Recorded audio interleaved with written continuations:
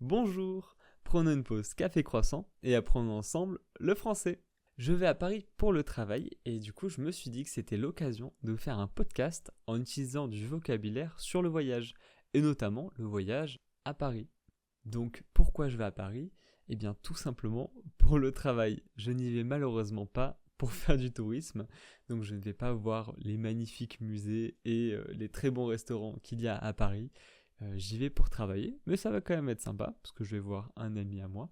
Et du coup, comment je m'y rends?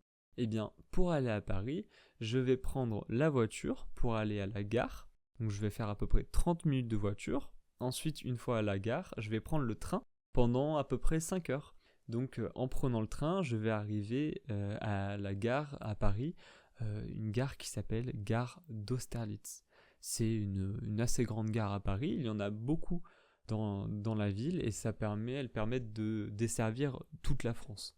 Franchement, vous pouvez arriver de par exemple Marseille, c'est une ville au sud de Paris, et il me semble en 3 heures de train, en prenant ce qu'on appelle le TGV, vous pouvez arriver à Paris. Donc le TGV, c'est le train à grande vitesse. Et donc une fois à Paris, pour voyager dans la ville, je vais prendre le métro.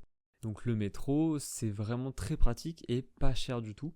Surtout si vous venez faire du tourisme, vous pouvez prendre des passes journée, peut-être même semaine, mais en tout cas vous pouvez prendre des passes à la journée où vous pouvez voyager à l'infini. Donc ça va pas vous coûter très cher. Sinon, un ticket de métro, c'est à peu près 2 euros, 2,15 € je crois. Donc vu la distance que vous pouvez parcourir en prenant le métro, c'est, je pense, le plus rentable. Mais sinon, ce que je fais aussi des fois, c'est que je prends un taxi ou un Uber. C'est pratique, notamment quand on n'a pas trop envie de se retrouver dans la foule du métro, quand on est un petit peu fatigué, etc. Pour Uber, il y a l'application. Et pour les taxis, il y a aussi des applications ou sinon vous pouvez appeler pour réserver un taxi. Je sais que c'est le plus pratique pour notamment aller à l'aéroport par exemple. Comme ça, vous êtes un peu plus serein, je pense. Même si bien sûr il y a des risques de bouchons. Donc en fait les bouchons ce sont les embouteillages. Donc c'est quand il y a beaucoup de circulation sur la route.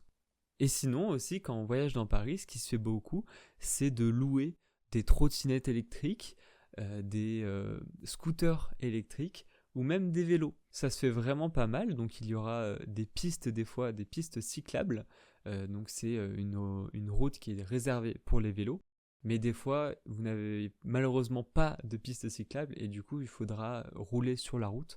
Donc il faut quand même faire très attention. Mais si vous avez un petit peu l'habitude, ou même si vous voulez voir Paris un petit peu différemment, je pense que ça peut être très sympathique en vélo notamment.